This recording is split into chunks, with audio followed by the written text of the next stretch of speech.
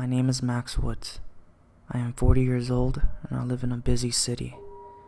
Even if we aren't near each other, I'm looking for someone to spoil with all of my money, and I think you are the perfect candidate, Angel. I groaned out loud. Who the fuck writes an introduction message like that? Better yet, who reaches out to random females on the internet and spouts such crap? Guess it's better than a dick pic. I joked as I went to delete the message from my Instagram. Something made me hesitant though. It wasn't that I needed a guy to talk to, or that I wanted the trouble of keeping an open line of communication with a stranger for months on end. But I did need the money, and a lot of it. Pretending to be a writer and then not selling, publishing, or really writing anything worthy is exhausting, bank empty work. I went for it. How did you find my account, babe? I winced at the use of the word babe. I didn't even use it when I was dating someone. Max started typing a response immediately. My concern that he was just a bot spamming rando accounts on Instagram.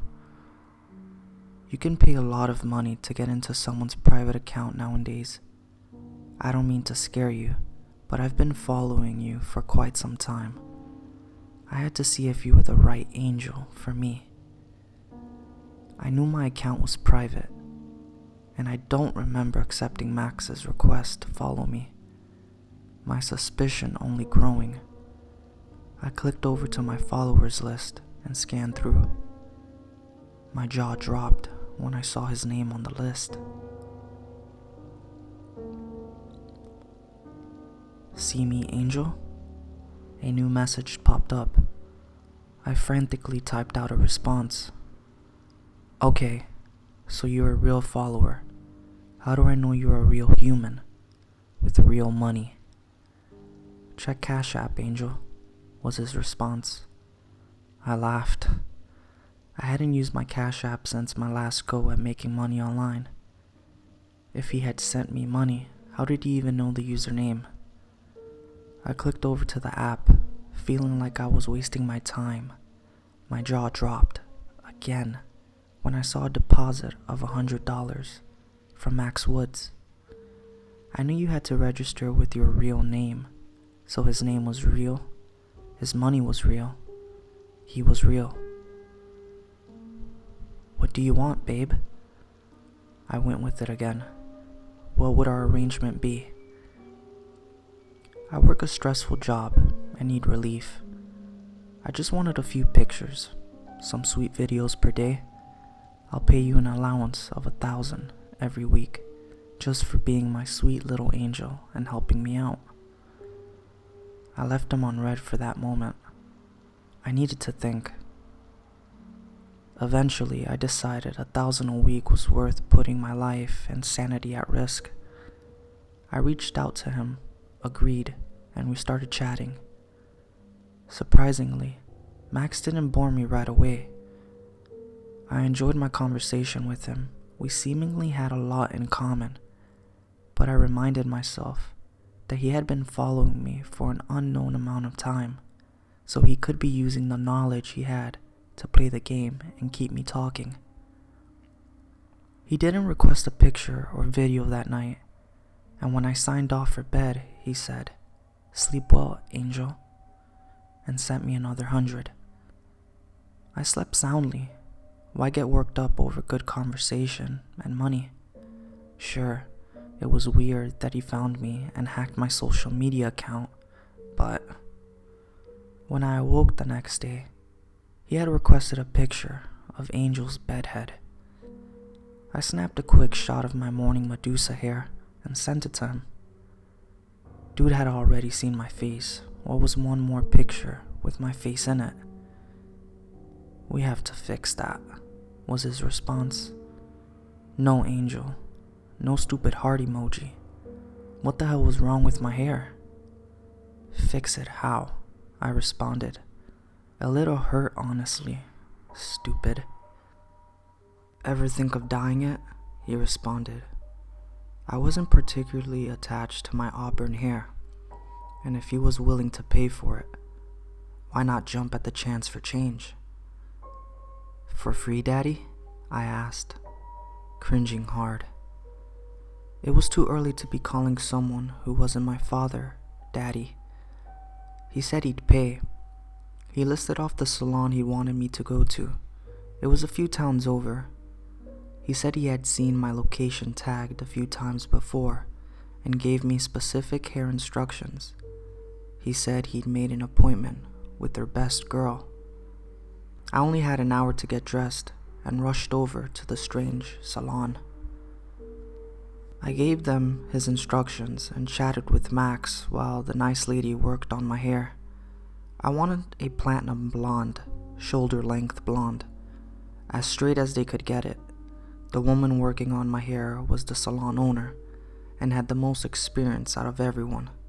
She mentioned being shocked someone had requested her by name, and even more shocked at the amount the client had paid to get in as soon as possible. "That's my daddy for you," I muttered. I was beginning to get a clear picture about Max's easygoing spending habits. "I wish my father was still around," the woman joked as she laid another strip of foil over my hair. I almost laughed out loud, but didn't correct her on what I had meant by daddy. 3 hours later, the lady showed me my hair. She seemed exceptionally proud of her work, probably worried about the big client, and I was quite fond of it in the end. I had never cared too much about hair, but I made a damn good-looking blonde. "Want the receipt?" the prime and proper receptionist asked me on my way out. I nodded. Hell yes, I wanted the receipt. I had never been to a salon, so I didn't quite understand all the charges, like booth rent, per hour charge, etc. But I saw that the short notice scheduling fee was $200 by itself, and the bill was over $400. "Did he tip?" I asked a woman who had worked on my hair. She nodded. "Very well, ma'am," she told me. "Ma'am? Ugh."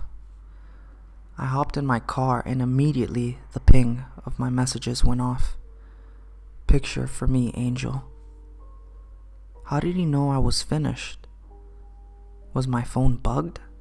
Was he just that familiar with how long the salon process takes? I snapped a picture, genuinely smiling and showing off, and sent it to him.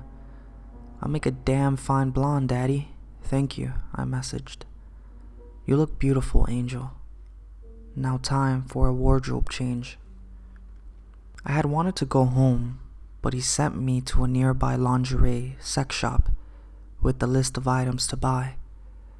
The list was fairly normal until I saw silk ties that match handcuffs, latex, and a ball gag. I questioned him on the items and he simply responded, "For my pictures, Angel." Okay, weirdo. I had always wanted to spice up my nighttime wardrobe, but could never afford it. Now when I found a man in real life worth my time, I could pull out a lingerie bought and paid for by an internet stranger. I gathered up the items on the list in a daze. The price tags were hefty. The price for the latex caused my stomach to curl. How would I afford all this shit with a measly $200 in my Cash App account? As I approached the desk, the store's phone rang. The teenager managing the desk answered it in a bored voice, but sharpened quickly. I watched as his whole demeanor changed, while he said, "Yes, sir. Of course, sir. A lot." His eyes wide open. He typed a few things into the computer and hung up quickly. The teenager was blushing furiously and wouldn't make eye contact with me. That was fine, because once I got the total, I started to cry over the price. I wouldn't want him to look at me anyway. He didn't give me a price though. He didn't ask for a card or my Cash App or form of ID or anything. He bagged everything in a much neater, organized way than I felt he normally would and handed the bags gently to me, still without looking at me. "Courtesy of D Daddy," he said in a dazed tone. I took the bags and left the store. As soon as my car door closed behind me, my phone went off. "Photo shoot for Daddy when you get home. Don't dilly-dally, Angel. I'll put your allowance in once I've got those beautiful, beautiful pictures." I drove home quickly, barely remembering the drive. I was so stunned. I had told myself that $1,000 a week was worth putting my life in danger. So what if he was clearly having me watched? I wondered whether he was using technology to spy on me, or if some secret bodyguard spy was following me around. That idea seemed a little too absurd, like I had watched one too many movies on Lifetime. I almost asked him how he knew where I was and how he knew when I was done with everything, but he said not to dilly-dally, so I didn't bother. I slapped on some makeup, trying to look angelic and not like an internet whore. I closed my blinds against the pretty natural sunlight and went to try on the lingerie and started taking the pictures. "Open the blinds, Angel," he messaged immediately. I rolled my eyes and the hair on my arm stood straight up. I was officially creeped out, and maybe there was a spy involved. "Hey, I'm not giving another person a free show," I snapped. He responded by dropping $2,000 into my Cash App. "Trust me," he demanded. I said fuck it, and opened the window for all to see my little photo shoot. I flounced around my room, bending and posing and generally showing off as I took the pictures. I did feel genuinely sexy, especially in the latex outfit. I had never worn latex before and decided I needed to do it more often. After every picture, he commented on how beautiful I was, how I was a good little model, and his little angel. I saved the pictures for myself, too. I could definitely get laid with a portfolio like this. As the days went on, his requests became stranger. He wanted me to wear certain outfits at certain times of the day, so I had to do and go to several different stores to buy the specific items he had in mind. At every shop I went to, shops that had been there for years but that I hadn't entered because I'm a broke millennial, the phone would ring as I was checking out everywhere I went. People seemed to know exactly who Max was. It was like he had long-time accounts set up all across my hometown. He never offered to send me pictures of himself, lewd or otherwise. I never asked. I sent him the pictures he requested, and if I was in a good mood and wanted to be complimented, I even sent him some pictures he didn't request. Max seemed genuinely caring for me and wanted to hear about my day. He even said he liked my writing. The money kept flowing. It just got weird. At one point, he wanted to watch me bleed. He dropped $500 into my account, so without hesitation, I took a video of me making a tiny cut over my heart, my metaphorical way of saying I was super dedicated to his wallet. He was so pleased with the video and the heart thing that he dropped another $500. He wanted pictures of me bare feet, close to a fire. That one was a little tricky to figure out. Videos of me showering in super hot and then super cold water. And finally, he asked for my finger and toenail clippings. "But I need your mailing address for that, Daddy," I said, hoping he'd changed his mind on that one. I wasn't ready to exchange addresses or send parts of my body through the postal office. He sent me the address without hesitation and asked that I hurried and got it done before the post office closed. I quickly cut and collected my nails and drove to the post office. I paid for express shipping. Daddy didn't call in on that one. The post office doesn't care how much money you have. They didn't question the contents of the tiny envelope at all, just printed off a tracking number and sent me on my way. When I got home, I realized I kinda wanted to see what a man who wants toenail clippings looked like. I had his address. I apparently had his real name. Why not? I googled the address and was shocked to see that it was the state penitentiary. I thought there must have been some mistake, but when I googled his name, my blood ran cold. The first article contained a mugshot. I stared at a middle-aged, fairly attractive Max Woods for a minute before clicking the article. Serial killer gets caught. Whole town rejoices, the article's title claim. My hand shook as I scrolled through. The cozy town of was terrified into locking their doors when a string of murders broke out in 2010. In just 6 months, 17 women were kidnapped, brutalized, and murdered. Police quickly realized that this was the work of a honed serial killer. When they compared the women listed below and their appearances, the women were all of average height and build, with dyed blonde hair. They were all named Sarah. Max Woods, 30, was caught in the act last Saturday. He was arrested and immediately admitted to his crimes. The community was shocked that the killer was Max. Everyone knew him as the charming boy who won their hearts in high school, went on to inventing big things, returned home and donated huge portions of money to anything and everything the town needed.